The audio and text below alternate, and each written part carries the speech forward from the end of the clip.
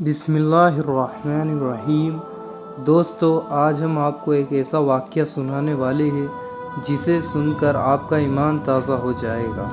آج کی اس ویڈیو میں ہم آپ کو بتائیں گے نبیوں کے سردار محمد رسول اللہ صلی اللہ علیہ وسلم کا ایک ایسا معجزہ جسے سن کر نبی کے دیوانے جھوم اٹھیں گے اور انہیں اپنے امتی ہونے پر فخر ہوگا۔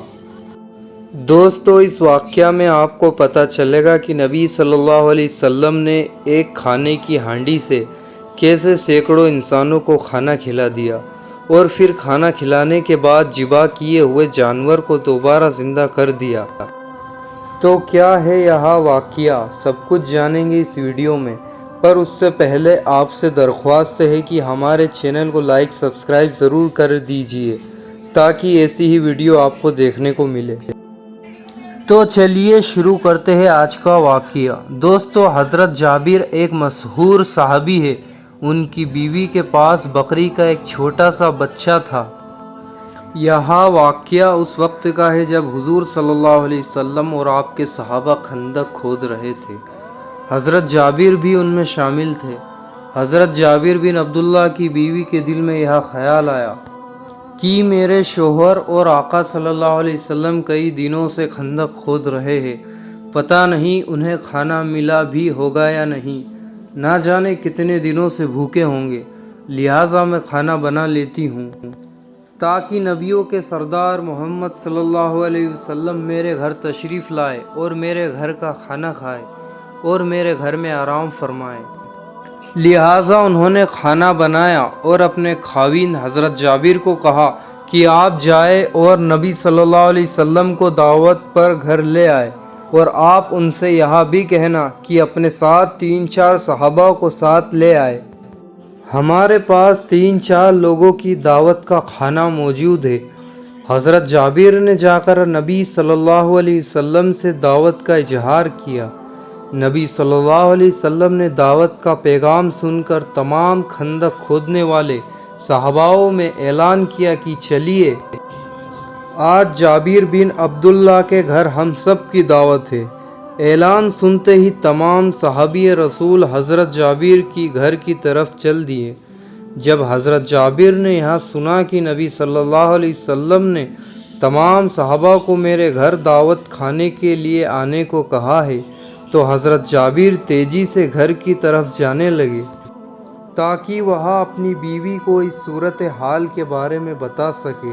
لہٰذا وہ اپنے گھر آئے اور انہوں نے اپنی بیوی کو محمد صلی اللہ علیہ وسلم کی باتیں بتائی اور کہا، نبی صلی اللہ علیہ وسلم نے مجھ سے کہا ہے کہ گھر جاؤ اور ہمارے آنے کا انتظار کرو، اور یاد رہے ہانڈیاں چولہے پر رہے اور روٹیاں چادر کے نیچے ڈھکی ہوئی ہو، ہم خود آ کر دعوت شروع کروائیں گے۔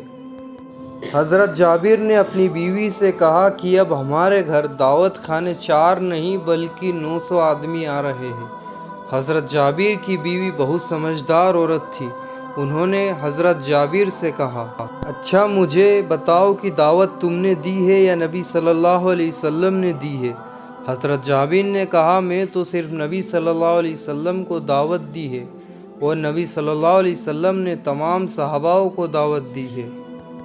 یہ سن کر حضرت جابر کی بیوی مسکرانے لگی اور کہنے لگی، ہمیں فکر کرنے کی ضرورت نہیں ہے کیونکہ دعوت نبی صلی اللہ علیہ وسلم نے دی ہے، ضرور کوئی بات ہوگی۔ کچھ دیر بعد نبی صلی اللہ علیہ وسلم اور سارے صحابہ حضرت جابر کے گھر تشریف لائے اور آپ صلی اللہ علیہ وسلم دسترخوان پر خود کھانا تقسیم کرنے کے لیے بیٹھ گئے۔ آپ ہانڈی میں سے بھر بھر کر سالن اور روٹیاں نکال کر دیتے، صحابہ آتے جاتے اور کھاتے جاتے، حتیٰ کہ پورے کے پورے لشکر نے پیٹ بھر کر کھانا کھا لیا اور واپس بھی چلے گئے۔ حضرت جابر نے ہانڈی کے اوپر سے کپڑا اٹھا کر دیکھا تو سالن جو کا تیوں ہی تھا اور روٹیاں بھی اتنی ہی تھی جتنی ان کی بیوی نے بنائی تھی، یعنی کہ اس میں سے کچھ کم نہ ہوا۔ اس کے بعد نبی صلی اللہ علیہ وسلم نے حضرت جابر سے کہا کہ چھوٹی موٹی سب ہڈیاں جمع کر دو۔ جمع ہو گئی تو آپ نے اپنا دست مبارک ان پر رکھ کر کچھ پڑھا، آپ کا دست مبارک سبھی ہڈیوں کے اوپر تھا اور زبان مبارک سے آپ کچھ پڑھ ہی رہے تھے کہ وہ ہڈیاں کچھ کا کچھ بننے لگی، یہاں تک کہ گوشت پوشت تیار ہو کر کان جھاڑتی ہوئی وہ بکری اٹھ کھڑی ہوئی۔ حضور نے فرمایا، جابر لے یہ اپنی بکری لے جا۔ سبحان اللہ۔ دوستو، یہاں تھا ہمارے نبی صلی اللہ علیہ وسلم کا معجزہ جو بہت اعلیٰ اور بہت سخاوت والا ہے۔ بے شک ہمارے نبی کا معجزہ سب سے اعلیٰ اور سب سے بہتر ہے۔